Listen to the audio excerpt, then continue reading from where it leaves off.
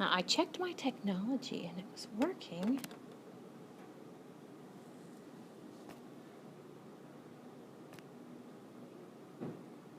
I wonder why. Oh, no.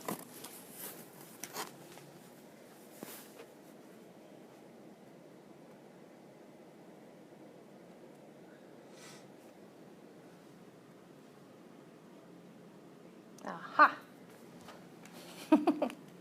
All right. So this actually isn't your first slide, but what I thought it'd be nice to start out is kind of get our all matter is made up of atoms, right? All matter has mass and occupies space because atoms have mass and occupy space. And then we talked about how matter can be either a pure substance or matter can be, remember what's over there, starts with letter M? Mixture, very good. It can be mixture, you got it.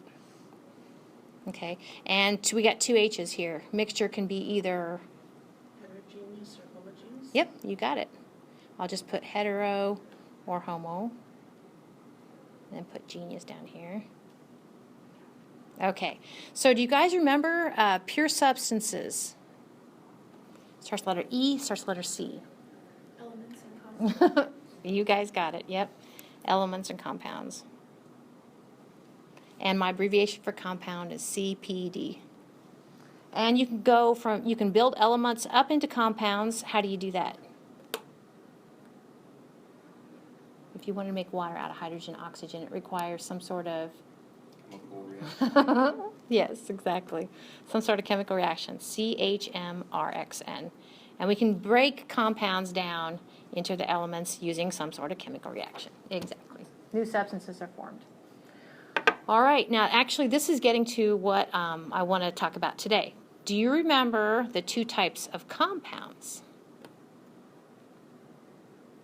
Starts with letter M or C, and the other one's I. Covalent and ionic. Yes, very good. Covalent and ionic. Yep, you got it. Covalent. And another word for covalent compounds are molecular, same thing. Molecular compounds and ionic. Perfect. Yay! Awesome. And actually, I want to talk about compounds that are stuck together with, do you remember that these are what we say all covalent bonds. That's why they're called covalent compounds. All covalent bonds. That's what's the chemical bonds. Now, covalent bonds are electrons shared or transferred? They are shared. All covalent bonds. I'll put E are shared. Exactly. And so, like over here, if I draw a water molecule, we have an oxygen in the middle. We have hydrogen over here, a hydrogen over here. Now this is where, when we drew Lewis structures, how do I say this? This will be more obvious on Friday, but you need to be able to kind of find your way around a molecule. Okay? Do you guys remember why that water is bent like that? What are those? Free electrons. Free electrons. Yep, they come in pairs. Those are lone pair electrons. Yep, and they actually, and I just think it's so cool, they actually are electron domains that give shape around that oxygen atom to scoot those hydrogens down. So the shape of a water molecule is kind of bent. It's kind of like a boomerang shape. All right, so this dash right here, how many electrons are there for that dash? 2, perfect. 2 electrons are shared, perfect. All right, 2 electrons are shared. That is a covalent bond. Okay, just to kind of get things going here. Okay, what is a covalent bond? Well, the opposite of a covalent bond would be like an ionic bond, where an electron was transferred, and you get a cation, anion, and then you get that, I call it dot, dot, dot, that ionic chemical bond. So if you have a dash in your Lewis structure, that's a covalent bond. Electrons are being shared. You guys told me 2. What if you have a double bond? How many electrons are being shared? 4, yep. Triple bond. 6, yep. Yep. You guys are ready for a Chem 1 test. Very good. Okay. Okay, so Now, and I actually brought mine, geek that I am, because this is, you guys recognize this from Chem 1? Okay. So of course this is a periodic table, right? And each one of those values is an electronegativity of that element, okay? And we said electronegativity,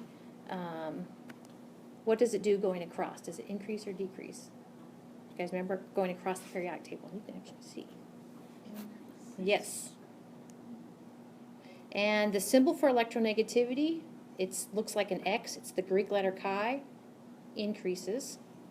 And electronegativity increases this way. Okay, so that's kind of what we have going on.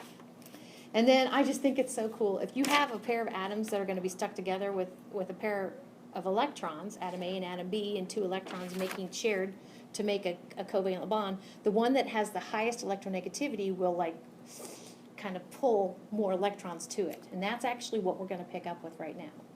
Okay, atom A, atom B, whichever's got the higher Pauling, we call these electronegativity values or Pauling values. With the higher Pauling value is going to be, actually, electrons are going to be over there more. Electrons are so cool. So with regard to metals and nonmetals, so here's where you guys need to remember. You're like, you're making me remember. Okay, what's this? In the periodic table, what is that? The metalloids. Right, in metalloids. That's my JAG. Very good. That's my JAG. And so over here, of course, we have metals, okay, and over here we have nonmetals. Okay, so with regard to electronegativity increases that way, it increases this way. Do you see where metals have low electronegativities in general? What does that mean? Well, that means that if you're going to, we've seen this in Chem 1, if it's going to bond to something, it's going to basically give up an electron. It doesn't want it to the point of it being transferred. Cool. All right. Electronegativity. Remember the symbol for electronegativity is that Greek letter chi. Looks like an X. Electronegativity increases from left to right. Electronegativity increases from the bottom up within the same group. Remember, we call these periods, we call these groups. It's all coming back to me. So, so these are the electronegativity values, okay, just on kind of little things. The higher the stair thing, the higher the electronegativity value. So you can kind of see the metalloids, kind of the JAG. It goes like that, like is on the non-metal side, yeah.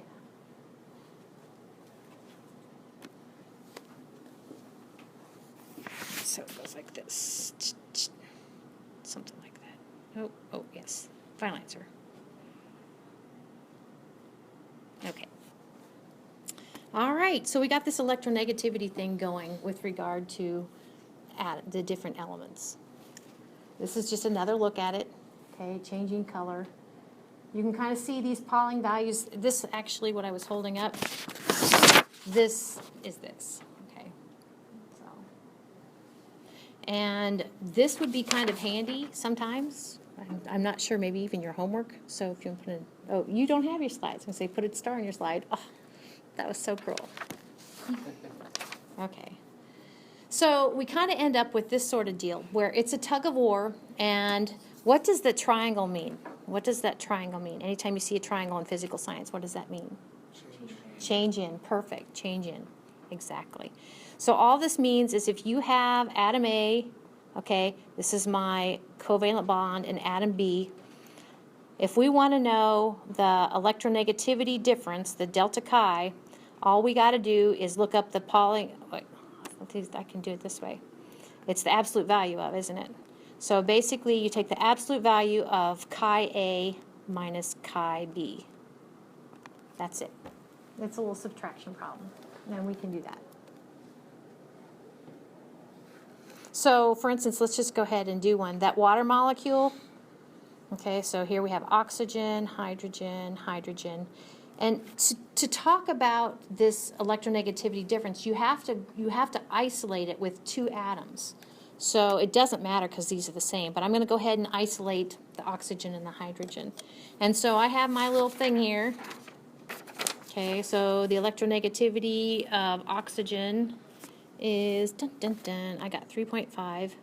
The electronegativity of hydrogen is, dun, dun, dun, 2.1.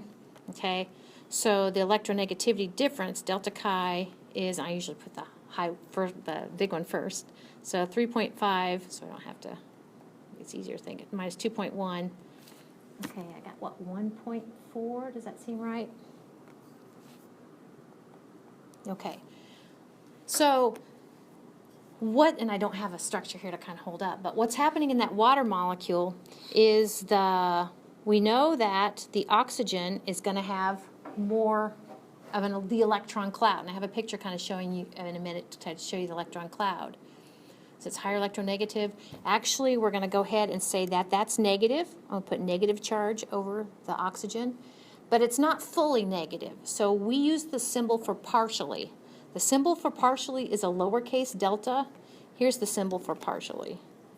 This is partially.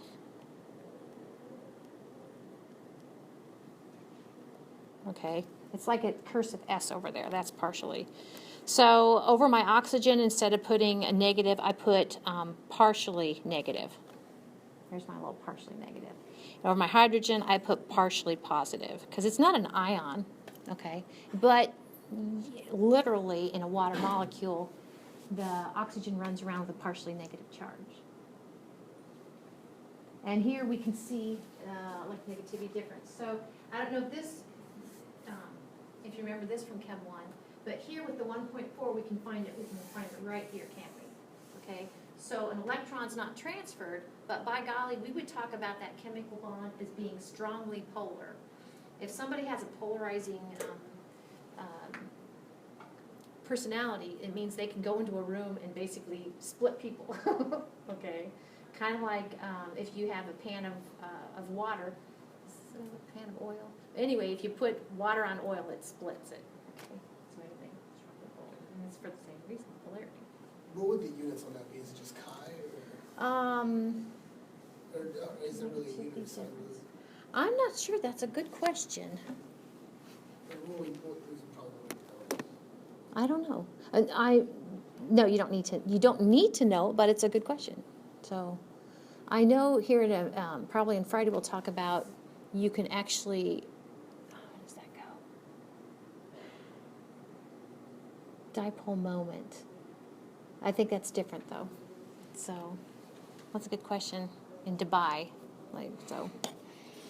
Units of Dubai. So we'll see if we come back to that. So right up till the 1.7, so we had a 1.4 between the oxygen and the hydrogen. Okay, so that's strongly polar.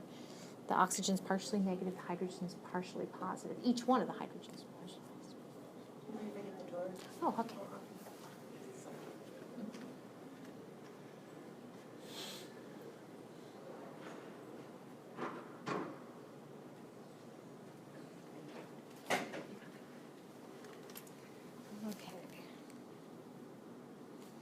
All right, so a covalent bond is electrons are shared. Okay. Now, if you do the difference, electronegativity difference between atom A and atom B, and if it's 0, the delta chi is 0. It's like the electron cloud is equal. Okay. That's actually what we call a non-polar covalent bond. And a good example of those is, do you guys remember the 7 elements that are diatomic? Hofbrnickel, maybe? Like hydrogen, oxygen, fluorine, bromine, nitrogen, iodine, and chlorine. Yeah. Yep. I was trying as they come out, I was like, Yep. So those are running all through in my head. those are all cute little molecules where the delta chi's are 0. Yep. What was the one you said before chlorine, the second to last one? Iodine, I think. Oh, okay. Yeah. So I remember Hofbrnickel, HOFBRN. Then I have to pause. ICL. Yep. Thank you. And these are all 2s. Just never know when you'll need to know that. Always need to know hot for nickel. Yeah. Okay, so polar covalent bonds. Sometimes if you're struggling with, well, now what is that? Just say it slowly and like polar. Okay, well, that means that you have kind of ends. Something's partially positive, something's partially negative. Covalent electrons are shared. So kind of where I had that, well, I guess not. But if delta chi is greater than 0, the electronegativity difference is greater than 0, but less than 1.7, it's going to have some degree of polarity.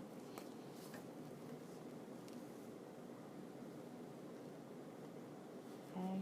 Now remember that 1.7 I said in Chem 1, is that the magic threshold over which electrons are transferred? So, I don't know, not necessarily, you know. And again, I will give you these complete notes on Friday. And if the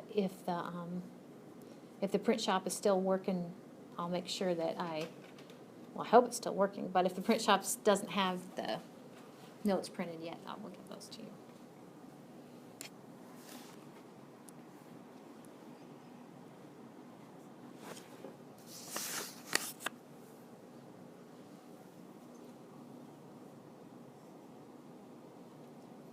I just don't want to move it when. Okay. So here we go. These are the electronegativity differences. Have some pictures now. Okay, so we have the chlorine molecule, Cl2, HCl, and NaCl. Of course, we said that if your compound has a metal in it, remember how this works? If your compound has a metal in it and sodium is a metal because it's on this side of the jag, yep, then you must have an ionic compound. And if you have an ionic compound, you must have an ionic bond there. So we could do a, let's do the electronegativity difference of the, right here, HCl. So delta chi, I'll go for the chlorine. It looks like 3.0 minus the hydrogen, 2.1. That's not as great as I thought. Huh. Well, I guess that's, wait, that's 1.9? What? 0.9. Drat. See? I know. I knew that. Okay. So it's clearly, electron wasn't transferred 1.7. It doesn't look like that. All right. Okay. So this is where I'm like, well, this isn't what we did in Chem 1, but right now I'd like us to consider the carbon monoxide molecule. This is not the Lewis structure of the carbon monoxide molecule, but carbon monoxide clearly has the carbon chemically bonded to an oxygen. Now, if we look up the Pauling values, actually you don't have to look up the Pauling values. Since carbon and oxygen are in the same period, okay, which one has the higher electronegativity? Oxygen, yep, electronegativity increases as you go that way. So right off the bat, if this is kind of, it's not the final Lewis structure, but this is just kind of how they're arranged. We have a partial negative here and a partial positive there. You know that, okay, even without.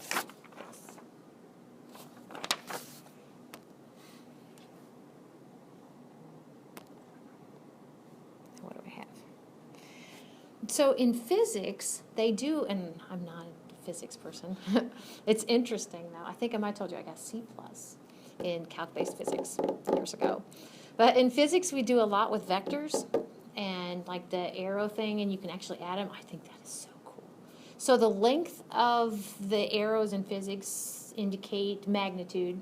And of course, the cool thing about using arrows is that they can show direction. And so here we are actually showing the bond polarity. We're showing this is what we say electron rich, and this is what we say electron poor. Okay, just by Do you guys see how those are equal? Okay, so this is equal to this. This is where it's partially positive, partially negative. So the tip of the arrow goes to where it's negative, and the beginning of the arrow is where it's positive.